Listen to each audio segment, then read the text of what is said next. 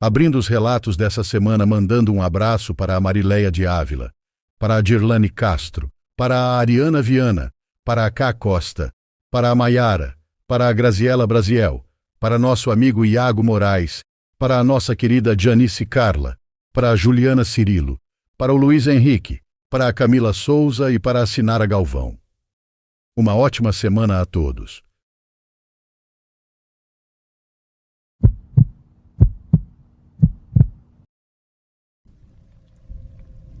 Faz algum tempo que falei nos comentários que traria minha história, e como muitos me pediram, hoje trago ela. Foi meio difícil me lembrar de todos os detalhes, então peço paciência se algo sair dos trilhos. Bom, então vamos lá. Meu nome é João Batista e já passei dos 50 anos. O que vou contar aconteceu quando eu era criança, numa época em que minha família vivia isolada em uma antiga fazenda bem longe da cidade. Não era um sítio como aqueles onde há vizinhos por perto, animais por todos os lados e gente entrando e saindo. O nosso lugar era realmente isolado. A casa grande havia pertencido a parentes distantes da minha mãe. Quando ficou vazia, meus pais se instalaram ali com todos nós, porque não tinham para onde ir. Era um lugar enorme, mas triste. Tinha corredores longos, quartos fechados com tábuas, um pátio central com uma fonte seca e uma capela pequena que já não era mais usada. Metade da construção estava rachada. Havia telhados cedidos, portas inchadas pela umidade e paredes manchadas de preto. Ainda assim, foi ali que crescemos. Não vivíamos de plantar muito nem de criar animais grandes. Meu pai se dedicava mais a juntar e vender coisas velhas.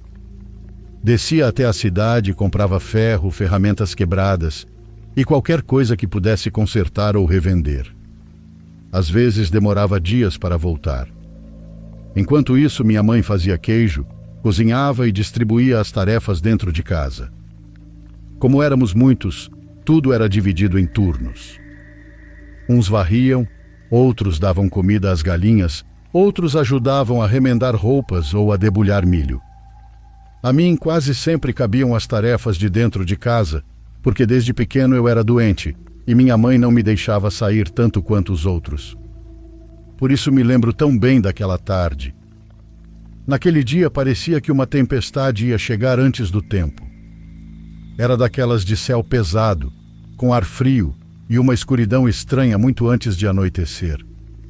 Minha mãe já estava nervosa havia horas, porque uma das minhas irmãs mais novas estava com febre. Além disso, havia acabado o carvão que usávamos para manter aceso o grande fogareiro da cozinha. Ele ficava guardado em um quarto, mas já não restava quase nada ali. Meu pai não estava. Tinha ido à cidade pela manhã. Meus irmãos mais velhos estavam longe, ajudando um tio. Em casa só estávamos minha mãe, minhas irmãs, Heleno e eu. O problema era que ainda havia bastante carvão, mas não dentro da casa principal. Guardávamos em uma construção separada, do outro lado do terreno, atrás da capela antiga. Era um cômodo baixo, sem janelas, que antes servira como cozinha dos trabalhadores. Ninguém dormia ali nem usava para outra coisa além de guardar sacos, madeira úmida ou ferramentas que já não serviam mais. De dia, tanto fazia ir até lá. À noite, ninguém queria se aproximar. Não porque dissessem que era assombrado, mas porque aquele lado estava meio destruído, cheio de mato alto, pedras e cantos escuros. Direto eu via aranha-armadeira por lá. Além disso, já fazia semanas que se ouviam ruídos naquela parte, como pancadas e arrastos, como se alguém estivesse mexendo coisas quando supostamente não havia ninguém. Quando minha mãe disse que era preciso buscar carvão no depósito do fundo, um silêncio tomou conta da casa. Ninguém quis se oferecer. Então ela olhou para mim e para Heleno, um rapaz que estava morando conosco havia alguns meses, porque a mãe dele estava doente e não podia cuidar dele sozinha. Para não ficar repetitivo, algumas vezes irei chamar Heleno de Cabeça, que era o apelido dele. Ela mandou que fôssemos nós dois. Para chegar até lá era preciso atravessar o quintal, passar ao lado da capela e contornar um poço coberto com pés de café. Mesmo de dia, aquilo já causava uma sensação ruim. Eu disse que era melhor esperar meu pai voltar.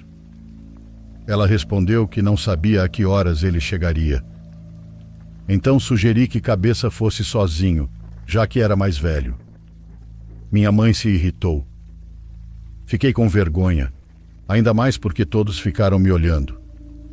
Heleno pegou o lampião sem discutir. Era daquele tipo de rapaz que por fora parecia muito corajoso, embora fosse mais medroso que eu. Ele disse que entraríamos, pegaríamos 2 sacos pequenos e voltaríamos rápido. Falou como se fosse brincadeira, mas a voz estava nervosa. Antes de sair, olhei para minha mãe pela última vez, esperando que ela mudasse de ideia. Não mudou. Apenas disse para não demorarmos. Ela era daquelas mulheres brutas, então vocês podem imaginar. Ninguém falou mais nada depois disso. Cabeça acendeu o lampião e saímos. À noite a fazenda parecia diferente. Os corredores devolviam o eco dos nossos passos, o ar tinha cheiro de umidade e os galhos no pátio raspavam na parede e faziam um som estranho. A cozinha ficou para trás e à nossa frente se abriu a parte mais escura da casa. Começamos a atravessar o pátio. A única luz era a do lampião que Heleno carregava. Eu andava ao lado dele, quase colado. Não queria admitir, mas me tranquilizava sentir alguém por perto num lugar assim. Nenhum de nós falava. Em lugares como aquele, a noite não parece vazia. Tudo soa mais alto e o céu estava pesado, como se a qualquer momento fosse cair um pé d'água. Passamos pela fonte seca. Depois seguimos pelo lado esquerdo do pátio, que era o caminho mais curto até o depósito. Foi então que chegamos à altura da capela. Não precisávamos nos aproximar muito para perceber que algo estava errado. A porta estava entreaberta. Eu vi primeiro, mas não disse nada. Cabeça também percebeu quase ao mesmo tempo, porque levantou um pouco o lampião e ficou olhando naquela direção. De onde estávamos não dava para ver o interior, apenas aquela abertura escura entre as folhas de madeira. Continuamos andando. Não queríamos ficar ali mais do que o necessário. Deixamos a capela para trás e contornamos o poço coberto que ficava um pouco mais adiante, quase no canto do terreno. Dali já não era possível ver a porta, mas eu não conseguia parar de pensar nela. Antes de chegarmos ao depósito, ouvimos uma pancada. Foi um estrondo forte, como se uma das folhas da porta da capela tivesse batido ou como se alguém a tivesse empurrado com força por dentro. Nós dois paramos ao mesmo tempo. Cabeça virou com tudo para trás.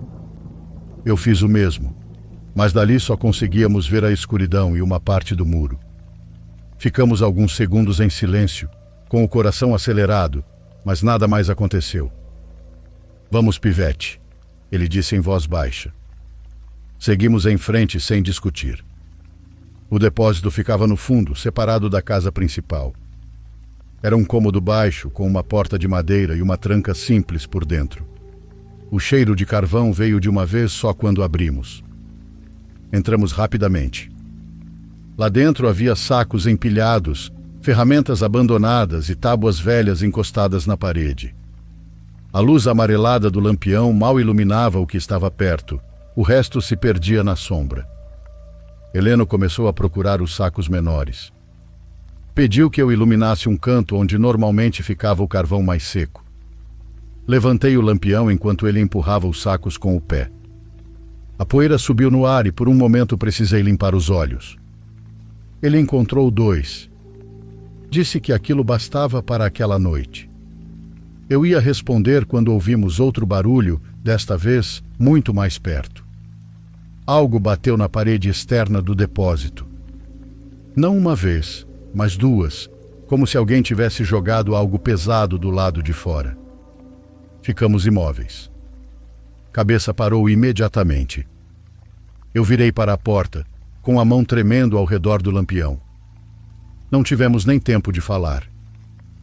Logo em seguida, ouvimos um arrastar claro sobre a terra, contornando uma das paredes do lado de fora. Soava como se alguém estivesse puxando um saco cheio ou uma tábua larga. Algo pesado. Algo que raspava o chão enquanto se movia bem devagarinho. Cabeça me olhou sem dizer nada. Apertei o lampião com mais força. O ruído continuou por alguns segundos e então parou. E naquele silêncio deu para ouvir uma pancada na porta, como se alguém tivesse acabado de parar bem do lado de fora. Nenhum de nós falou. Cabeça apenas virou para me olhar e eu apertei o candeeiro com tanta força que meus dedos chegaram a doer. Lá fora nada voltou a soar por alguns segundos, só o vento batendo de vez em quando no telhado velho do depósito. Aquele silêncio me deixou ainda mais nervoso, porque já não parecia que algo estivesse nos rodeando. Parecia que tinha parado, esperando a gente sair. Eu sentia o peito apertado. Até engolir saliva estava difícil. Cabeça foi o primeiro a reagir. Se abaixou, pegou um dos 2 sacos pequenos de carvão e me disse em voz baixa para levantar o outro. Eu obedeci como pude.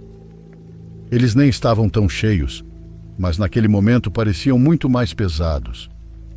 Entre o saco e o lampião, eu já nem sabia como posicionar as mãos.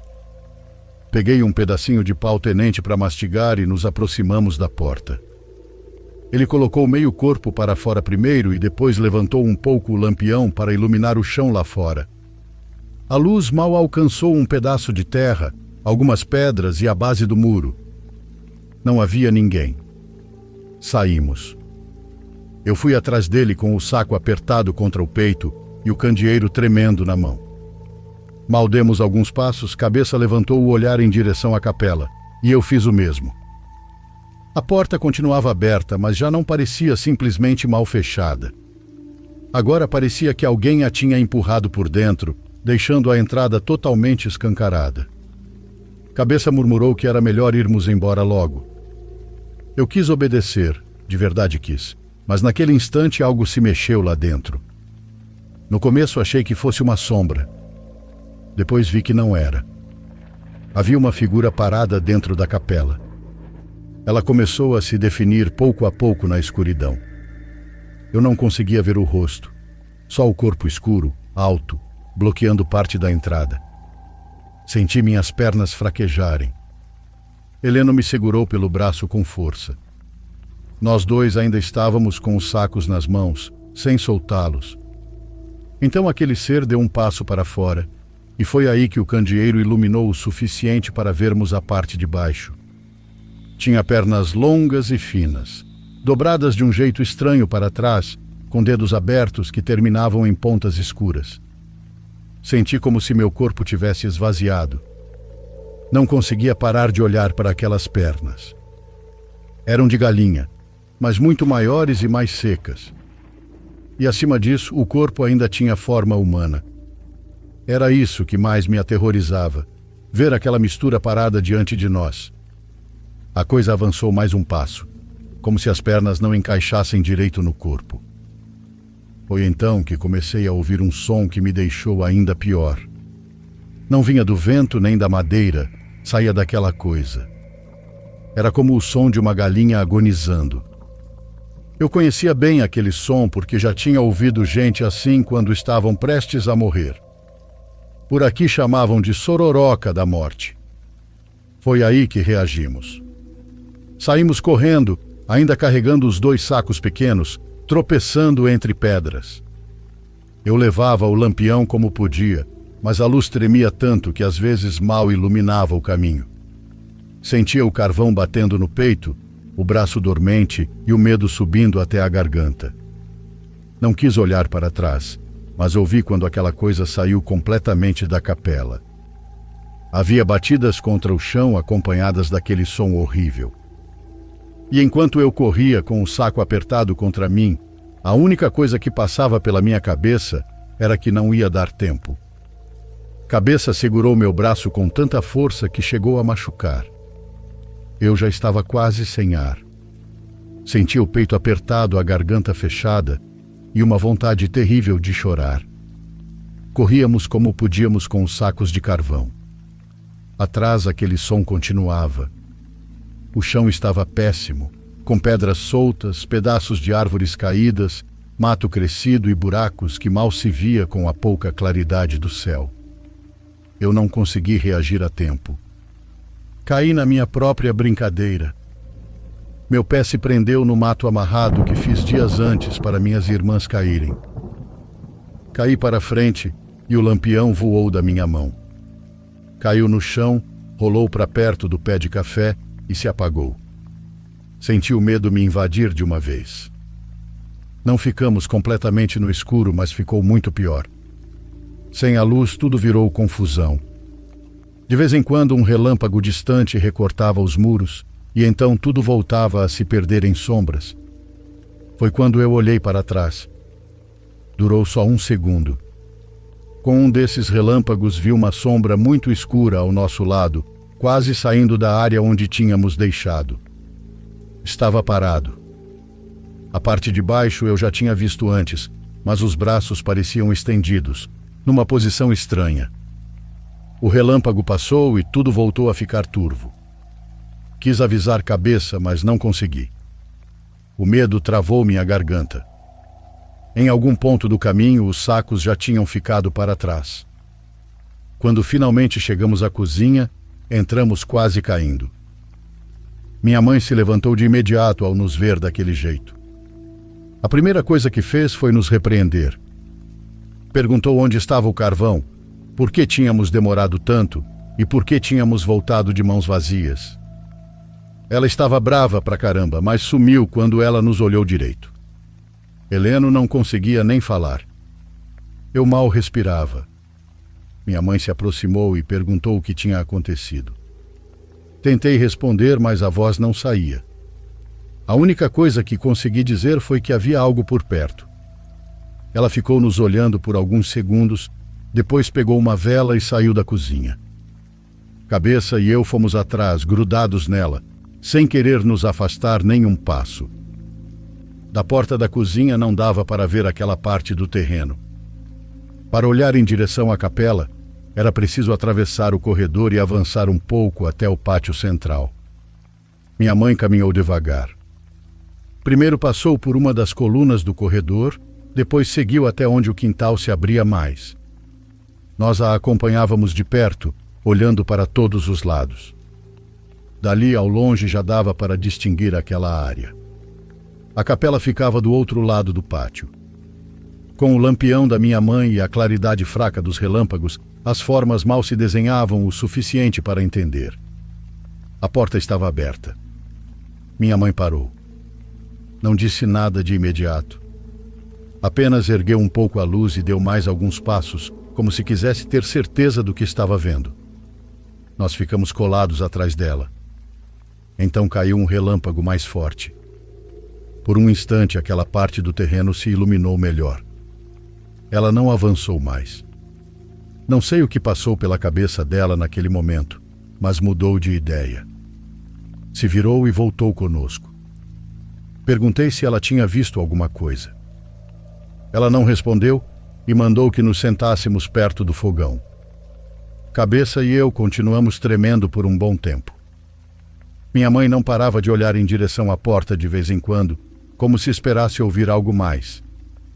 Mas lá fora só se ouvia o vento e pouco depois o início da chuva batendo no telhado. Naquela noite quase não dormimos. Fiquei acordado por muito tempo, ouvindo a tempestade. Toda vez que fechava os olhos, parecia ouvir de novo aquele som horrível. Na manhã seguinte, assim que amanheceu e meu pai voltou, minha mãe o chamou e contamos tudo o que tinha acontecido. No começo, ele não acreditou muito. Achou que algo tinha nos assustado na escuridão e que por isso tínhamos largado tudo. Mesmo assim, saiu para verificar. Durante o dia, tudo parecia menos pesado. A capela estava fechada, ou pelo menos era o que parecia de longe. Quando nos aproximamos, vimos que a corrente não estava no lugar. Encontramos caída ao lado, como se alguém a tivesse retirado e deixado ali. Meu pai examinou ao redor da capela, o depósito, o pátio e parte do corredor. Não encontrou nada que explicasse o que tínhamos visto. Só a terra revirada pela chuva da noite e o carvão espalhado onde deixamos cair os sacos. Voltamos para casa ainda confusos. Meu pai continuou dizendo que devíamos ter imaginado tudo por causa do medo e da escuridão. Mas eu sei o que vi. Até hoje, quando me lembro daquela noite, penso na porta da capela aberta, como se alguém estivesse esperando exatamente que nós passássemos por ali.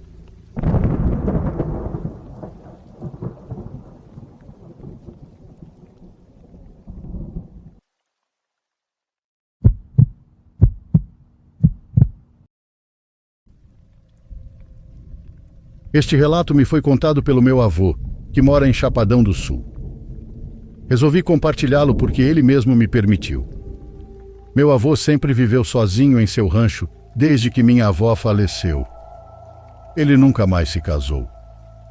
Quando era jovem, ele tinha uma namorada chamada Luciane. Era uma mulher bonita, vaidosa e muito boa com ele. Ela costumava levar comida para ele no plantio e ficava ali conversando por um tempo. O relacionamento dos dois era muito invejado pelos moradores da região. Meu avô era muito bonito, e a moça também, então havia muitos comentários e fofocas por parte dos outros jovens que haviam sido rejeitados por ambos. Um dia, um tal de Marcos, que não era muito atraente, ficou tão obcecado por Luciane que passou a persegui-la e assediá-la às escondidas dos pais dela. Ele também fazia isso longe dos olhos do meu avô. Quando ela não aguentou mais, acabou desabafando e contou tudo ao meu avô, que obviamente foi tirar satisfação e o colocou no lugar dele. O homem foi embora, mas antes de ir avisou ao meu avô que aquela mulher era do diabo e que estava mentindo.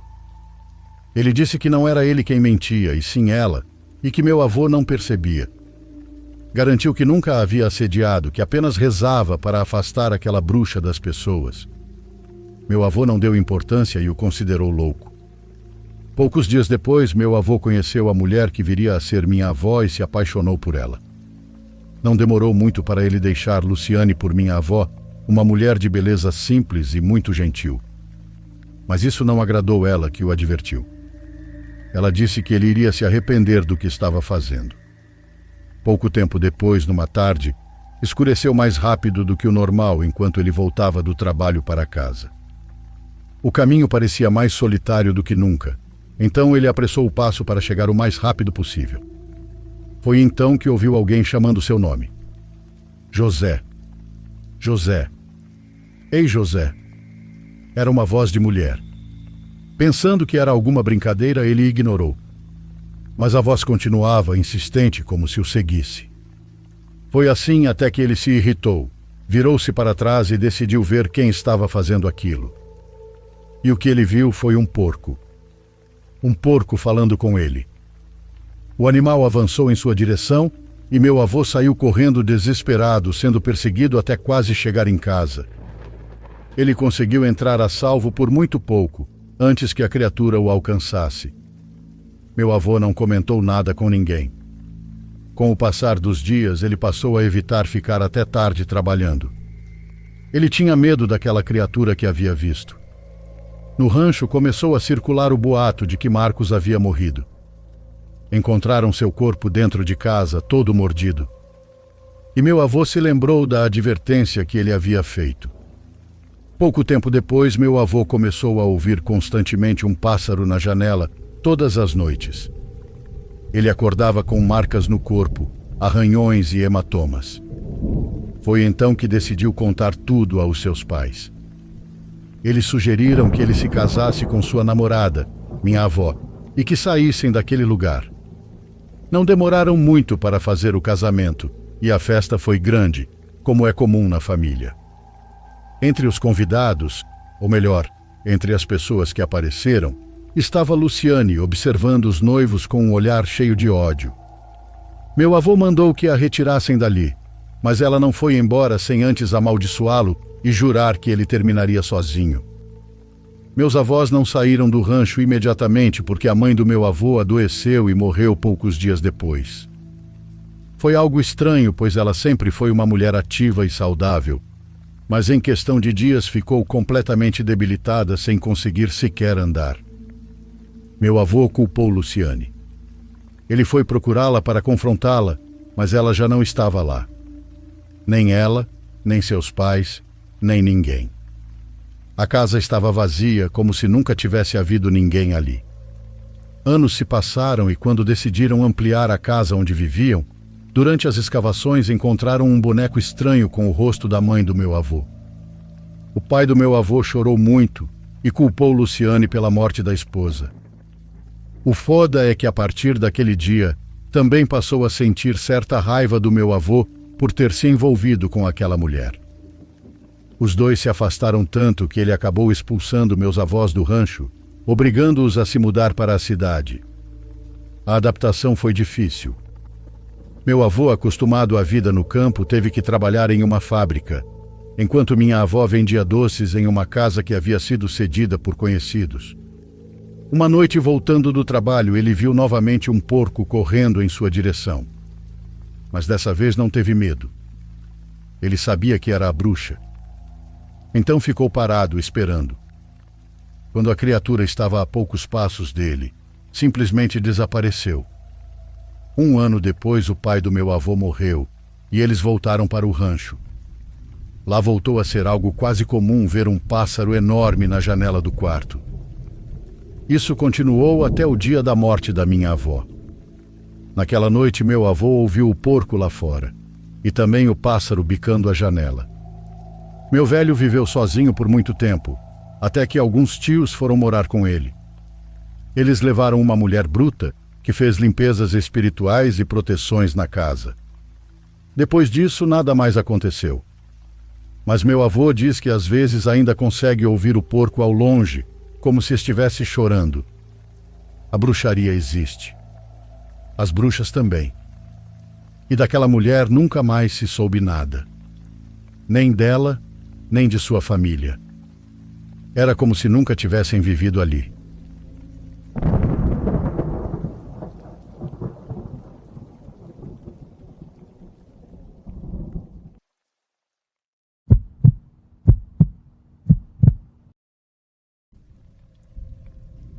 O luto pode fazer coisas muito estranhas com as pessoas. Pelo menos foi isso que sempre me disseram. Bom, esse incidente aconteceu quando eu tinha 19 anos. Eu tinha decidido tirar 1 ano depois do ensino médio, antes de ir para a faculdade, para trabalhar e juntar dinheiro, tentando evitar que minhas dívidas estudantis ficassem absurdas. Não deu muito certo, mas pelo menos eu tentei. Isso foi lá por 2012, quando o Facebook ainda era muito popular. Existia um grupo de vigilância de bairro por aqui no meu país. Eu não participava ativamente, mas era tipo a mascote honorária, o que basicamente significava que eu estava no grupo do Facebook. Um dia entrei no grupo e estava um caos. Vários vizinhos tinham presenciado algo digno de filme de terror. Na noite anterior, uma senhora idosa tinha sido vista andando de um lado para o outro na rua, empurrando um carrinho de compras daqueles grandes, estilo industrial. Até aí nada demais, certo? O problema era o que tinha dentro do carrinho. Um caixão. Em tamanho real. E ela não estava só passando uma vez. Ela caminhava pela rua, desaparecia por um tempo e depois voltava pelo mesmo caminho. Um dos vizinhos, um cara típico noturno, decidiu segui-la de longe. Ele descobriu que ela estava andando em círculos por alguns quarteirões, virando em determinado ponto e fazendo o mesmo percurso no sentido contrário. O grupo estava cheio de teorias. Por que ela estava carregando um caixão? Aquilo era sequer legal? Pelo que diziam, o caixão parecia velho, e as suposições começaram a ficar cada vez mais absurdas. E aí entrou a minha opinião, a de uma garota de 19 anos tentando ser a voz da razão. Eu disse que provavelmente era uma decoração de Halloween. Já era começo de outubro, então não seria nada fora do normal. O vizinho James descartou minha ideia na hora. Eu não tinha visto a cena pessoalmente, Por que uma senhora tão idosa estaria andando em círculos no meio da noite com um carrinho e um caixão de loja de Halloween? Ok, ponto justo. Mas e se fosse demência? Talvez ela morasse por perto e estivesse com síndrome do pôr-do-sol, aquela condição em que pessoas com demência começam a agir de forma estranha ao anoitecer. Parecia uma explicação tão plausível quanto qualquer outra. No fim, eu mesma disse: já aconteceu, já passou, provavelmente nunca vamos saber. Eu estava errada. Muito errada. Na noite seguinte, a idosa apareceu de novo, fazendo os mesmos trajetos. E dessa vez, James me ligou. Tenho certeza de que ele só estava esperando uma desculpa para isso, pois ele tinha uma quedinha por mim desde o ensino fundamental. Ele me disse para olhar pela janela.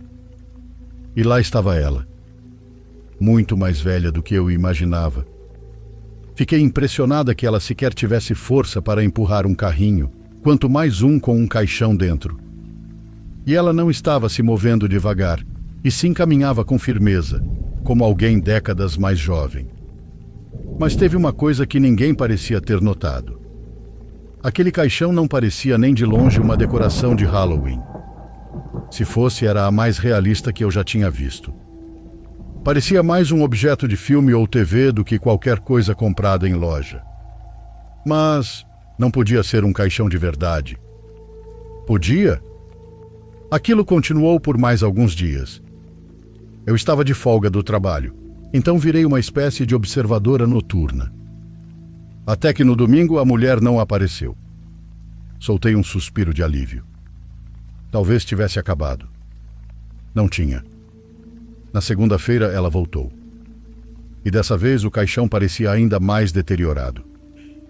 Tinha chovido quase a semana inteira e parecia que a madeira estava começando a mofar e rachar. Na terça vi ela de novo. Mas agora era ela que parecia estar se desfazendo. Passei a prestar mais atenção. Ela parecia confusa, assustada. O jeito firme de andar já não era o mesmo. Começava a vacilar. Aquilo estava deixando de parecer estranho e começando a parecer preocupante. Eu estava cada vez mais convencida de que era demência. Mesmo assim, ninguém queria se envolver. Nem o próprio fofoqueiro James. Quando eu insistia que devíamos fazer algo, os mais velhos diziam para eu deixar para lá e que ela não estava machucando ninguém. Segundo todos, devia haver uma explicação. Na quarta-feira, ela já estava claramente exausta. Levava o dobro do tempo para fazer o trajeto. Na quinta, pior ainda. Uma das rodas do carrinho estava quebrada e ela lutava para manter aquilo em linha reta. Na sexta-feira à noite, eu decidi. Eu ia falar com ela. Meus pais estavam viajando, então não contei para ninguém. Afinal, era só uma senhora idosa, provavelmente com mais de 80 anos. O que ela poderia fazer? Saí de casa pouco antes do horário em que ela costumava aparecer e fingi que estava do lado de fora, como se fosse só mais uma noite comum. Quando ela passou, esbarrei nela como se fosse por acaso.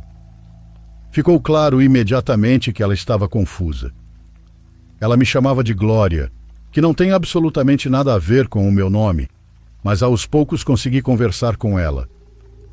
O que ela me contou partiu meu coração.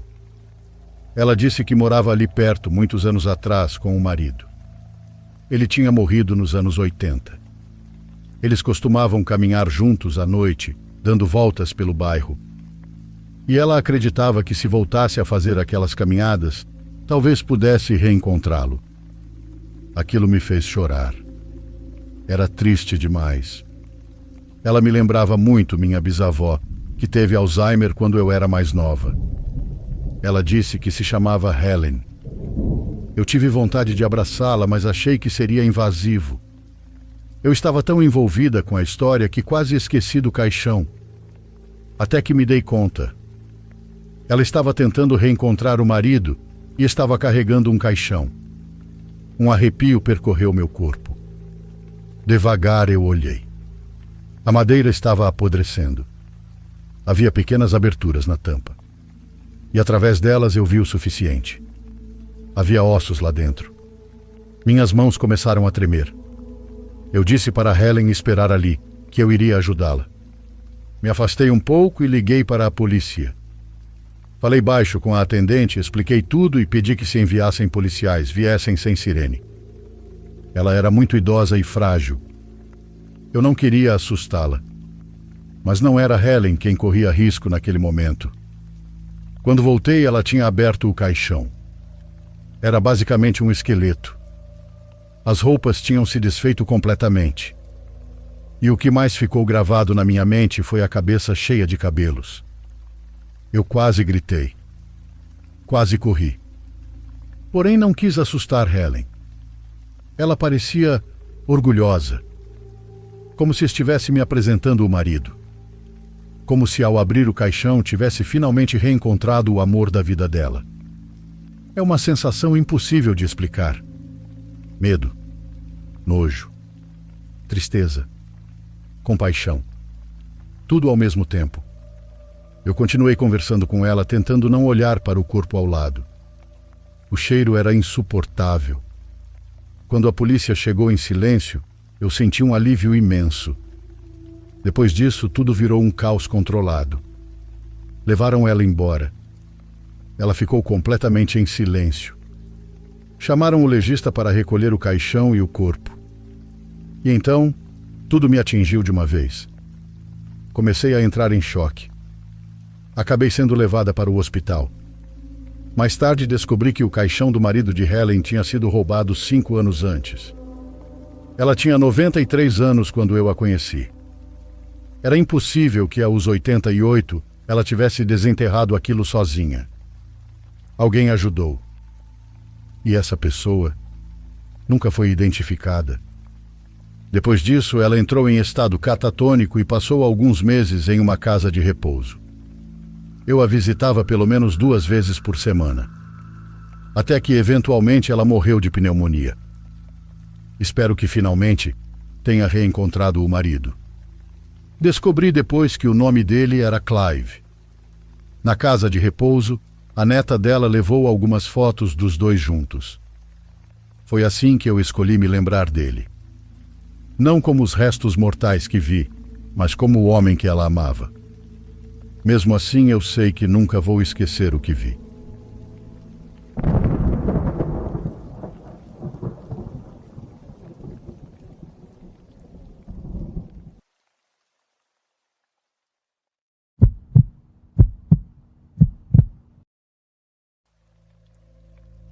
Olá, comunidade. Espero que estejam bem. Há muito tempo acompanho o canal, lendo as histórias, mas só hoje tomei coragem para contar uma minha. Desde pequena tenho experiências paranormais, mas essa história não é sobre mim, e sim sobre a minha filha. Eu não sou de nenhuma religião. Acredito em Deus, mas não na religião. Quando minha bebê nasceu, não tive aquelas experiências típicas que tanto se contam por aqui. O que aconteceu comigo veio muito depois, há alguns meses, quando minha filha tinha cerca de 1 ano e 5 meses. Só criei coragem de contar agora porque, de certa forma, as coisas pararam e eu tinha receio de atrair tudo de novo. Tudo começou em uma noite. Minha bebê dorme comigo na cama, assim como o meu cachorro. O Theo é um pitbull extremamente protetor que dorme aos meus pés desde que eu estava grávida e que até hoje dorme aos pés da minha filha. Naquela noite eu estava mexendo no celular quando uma das minhas mochilas caiu no espaço entre 2 móveis, onde sempre as deixo. Ela caiu no chão. Eu me levantei para colocá-la de volta e quando virei as costas ela caiu de novo. Coloquei de novo e outra vez caiu assim que me virei, como se fosse uma brincadeira. Já estressada, enfiei a mochila novamente e a empurrei com o pé até o fundo, para garantir que não cairia mais. Quando me virei para deitar, senti a mochila sendo arremessada com muita força nas minhas costas. Virei assustada e meu cachorro estava de pé, olhando fixamente para aquele espaço. Coloquei a mochila de volta e me deitei rapidamente. Acabei dormindo e no dia seguinte nem pensei muito sobre isso. Na mesma semana, algo estranho aconteceu enquanto eu tomava banho. Eu costumo tomar banho com a porta e a cortina do box abertas, porque além da minha filha, também cuido da minha sobrinha Gabriela, e às vezes elas brigam. Nesse dia, enquanto eu me banhava, vi claramente alguém passando. Era uma figura que, ao meu ver, era alta demais para ser minha sobrinha de 6 anos ou minha filha. Essa figura seguiu em direção ao quarto da minha mãe. São 3 quartos lado a lado. O meu é o do meio e o da minha mãe e o da minha irmã ficam nas pontas. Quando saí para verificar, não havia ninguém. Mais uma vez tentei ignorar pensando que era coisa da minha cabeça. Nesse mesmo dia desci para dar comida a uma cachorrinha de rua que apareceu por ali e pedi para minha sobrinha me esperar um pouquinho. Desci, deixei o potinho e subi, não demorou nenhum minuto. Quando cheguei, encontrei minha sobrinha na porta principal com minha filha. Perguntei o que estavam fazendo ali e Gabriela me disse que viu uma mulher dentro de casa. Era uma mulher de cabelo comprido, como o meu, que entrou no quarto da minha mãe. No começo ela pensou que fosse eu, mas quando me chamou e eu não respondi, foi até o quarto olhar. Ela disse que viu a mulher com tanta clareza que, ao perceber que não havia ninguém lá dentro, ficou muito assustada. Então foi me esperar na porta, mas acrescentou que eu não precisava me preocupar, porque a mulher já tinha ido embora. Fiquei apavorada. Entrei com elas e tentei tranquilizá-las, afinal, o que mais eu poderia fazer? Uns 2 dias depois, minha filha começou a chorar muito durante a noite. Como mencionei antes, eu não era muito religiosa e minha bebê não era batizada. Naquelas noites eu não conseguia dormir até amanhecer e isso foi me desgastando aos poucos. Uma tarde, enquanto minha bebê tirava a soneca, acabei pegando no sono também. Eu estava no meu quarto e Gabriela, que está sempre comigo, saiu do quarto dela para vir ao meu e fechou a porta. Eu estava meio dormindo, meio acordada, quando vi ela se aproximando para deitar comigo na cama. Ofereci um travesseiro e de quebra ouvimos a maçaneta girar e a porta se abrir devagar. Levantei rapidamente e a puxei para perto de mim. Já tinham se passado 1 ou 2 minutos desde que ela havia fechado aquela porta, tempo suficiente para saber que não tinha sido apenas mal fechada ou aberta pelo vento. Fui até lá, fechei a porta e abracei as duas. Outra noite, acordei por volta das 3 da madrugada. Senti uma ameaça sem saber explicar o motivo. Meu cachorro estava de pé na cama, olhando bem na minha direção. Falei com ele, disse que era eu e que podia ficar tranquilo. Mas quando me movi devagar, percebi que ele não estava olhando para mim, e sim para trás de mim, para o canto do quarto. De repente, ele simplesmente deitou de novo, mas eu já não consegui mais dormir.